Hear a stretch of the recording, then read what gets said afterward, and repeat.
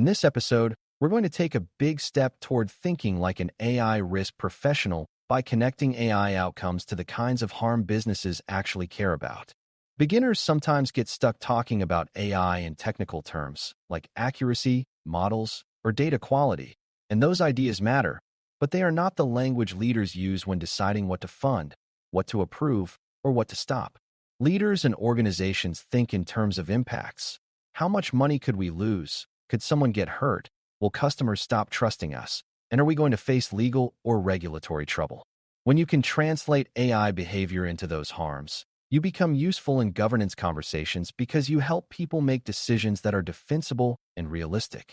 You also become better at exam questions because many questions are testing whether you can connect a risk to a consequence that matters. We will organize this around 4 major harm categories: money, safety, trust, and law. By the end, you should be able to listen to a simple AI scenario and explain, in plain language, what business harm could result and why that harm is not theoretical. Before we continue, a quick note. This audio course is a companion to our course companion books. The first book is about the exam and provides detailed information on how to pass it best. The second book is a Kindle-only ebook that contains 1,000 flashcards that can be used on your mobile device or Kindle. Check them both out at cyber.author.me in the Bare Metal Study Guide series. Let's begin with money, because financial harm is often the fastest way organizations feel the consequences of bad AI outcomes. Financial harm can look obvious, like direct fraud losses when a model fails to detect suspicious activity. It can also look less obvious, like wasted spending on an AI tool that does not deliver real value, or productivity losses when employees have to correct AI outputs repeatedly. Another financial impact is opportunity cost, where the organization invests effort in an AI approach that distracts from better solutions, slowing down real progress. AI errors can also create expensive rework, such as rewriting customer communications, correcting records, or rerunning decisions that were automated incorrectly. Financial harm also includes the cost of incident response when something goes wrong publicly, because investigations, consultants, customer support surges, and remediation efforts are all expensive. The main idea is that AI can turn small errors into large financial impacts when the outputs scale across many transactions, many customers, or many daily decisions.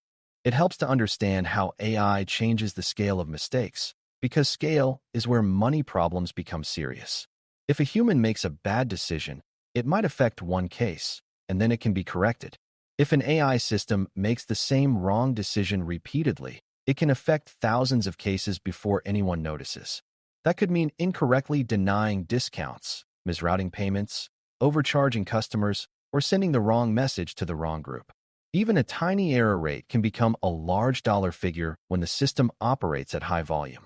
This is why business leaders care about not only whether AI can improve efficiency, but also whether the organization can detect and stop harmful patterns quickly.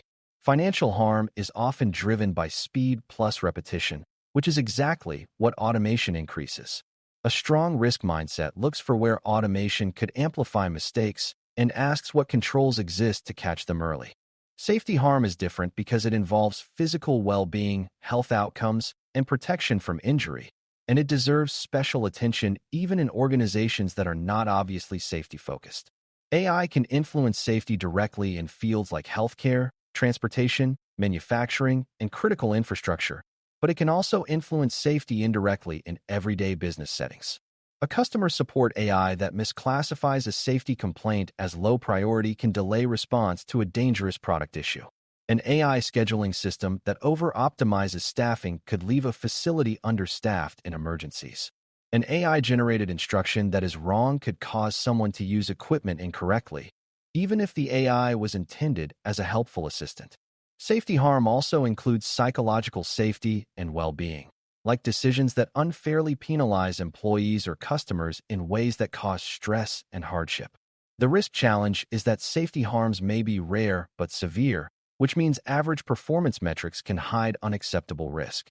When safety is involved, leaders typically want stronger evidence and tighter oversight because the cost of being wrong is not just money. Trust harm is often misunderstood by beginners because it can feel soft and emotional, but in reality, it is one of the most measurable and business-critical consequences of AI failure. Trust is the willingness of customers, partners, employees, and the public to rely on the organization and believe that it will act responsibly. AI can damage trust when it produces outputs that feel unfair, disrespectful, misleading, or invasive. A single public incident, like an AI system generating offensive content, leaking sensitive information, or making discriminatory decisions, can create a reputation problem that lasts for years. Even without a headline, trust can erode quietly when customers notice repeated errors, inconsistent decisions, or confusing explanations.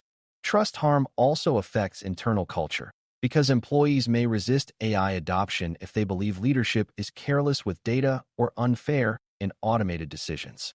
Once trust is lost, organizations often spend a long time and a lot of money trying to rebuild it, and sometimes they never fully do.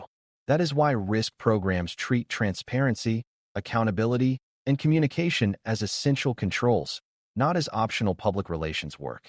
Trust becomes especially fragile when AI is used in decisions that feel personal or high stakes to the people affected. If a customer gets denied a service and cannot get a clear explanation, they may assume bias or incompetence even if the system was simply wrong. If an employee feels ranked or evaluated by a system they do not understand, they may feel dehumanized and stop trusting leadership. If a patient receives confusing AI-generated health information, they may lose trust in the provider even if a human later corrects it. Trust harm also spreads faster than other harms because people share stories, and stories travel quickly. An AI mistake can become a symbol of organizational values, whether that is fair or not, because the public often interprets technology choices as moral choices. The practical takeaway is that using AI responsibly is not only a technical challenge, but also a relationship challenge with the people who are impacted. Legal harm is the fourth category, and it includes regulatory penalties, lawsuits, enforcement actions, contract disputes, and compliance failures. AI can create legal harm when it leads to discriminatory outcomes, violates privacy expectations, mishandles sensitive data, or makes decisions without required transparency. It can also create legal problems when organizations cannot produce documentation to show how decisions were made, how risks were assessed, or how controls were applied. Legal harm is often linked to trust harm, because public scrutiny can trigger complaints and investigations, but it can also happen quietly through audits, contracts, or internal compliance reviews. Another legal risk is intellectual property concerns, such as using AI-generated content in ways that violate licensing terms or fail to respect ownership rights. Legal exposure can also arise from vendor relationships, where responsibilities are unclear and the organization assumes the vendor will handle risk, only to discover that accountability still falls on the organization using the tool.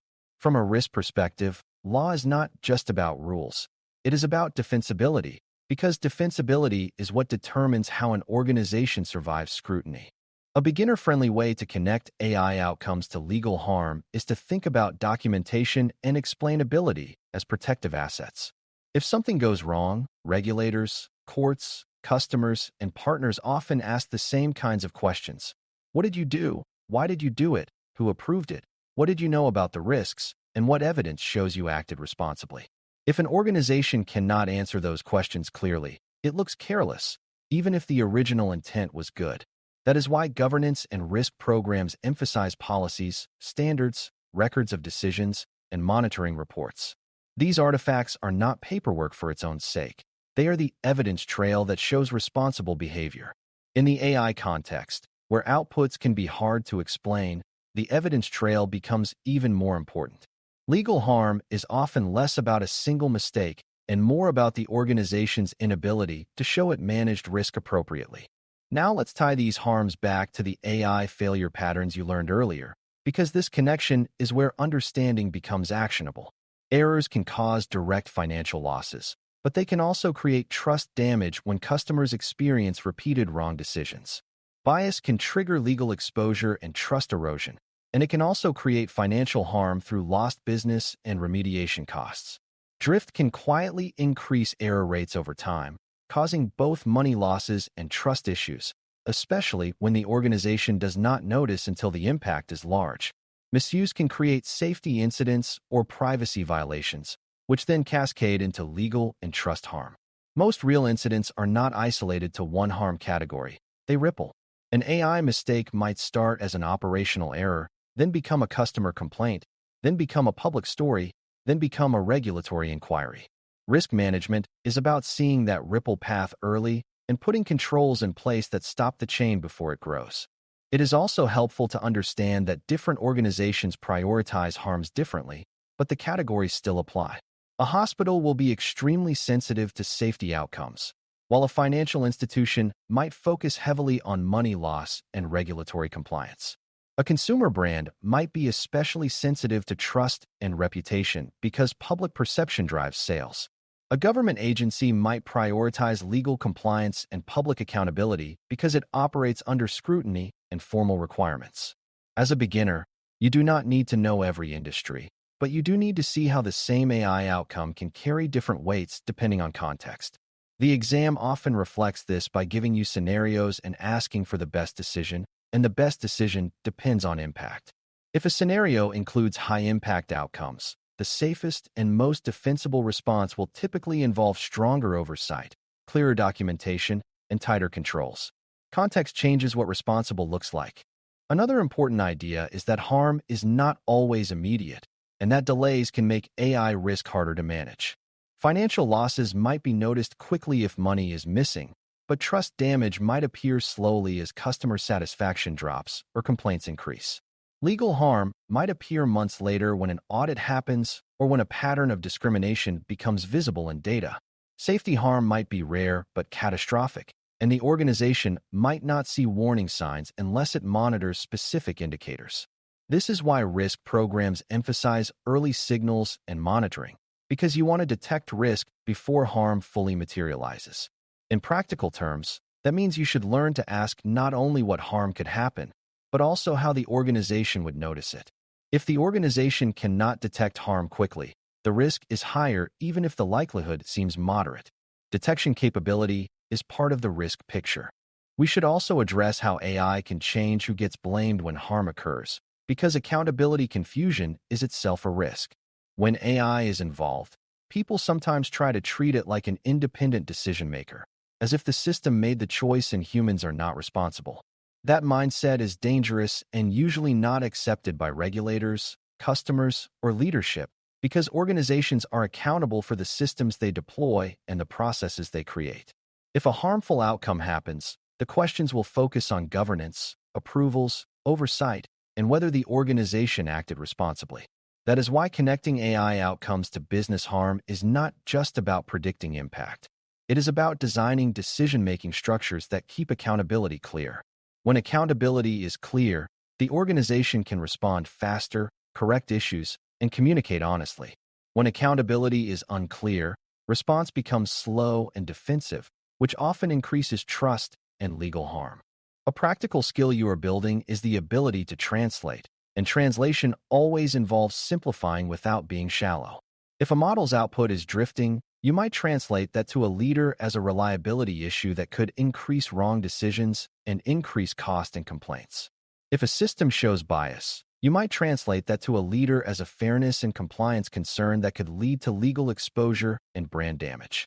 If employees are misusing AI tools, you might translate that to a leader as a data protection and reputation risk, not as a technical curiosity.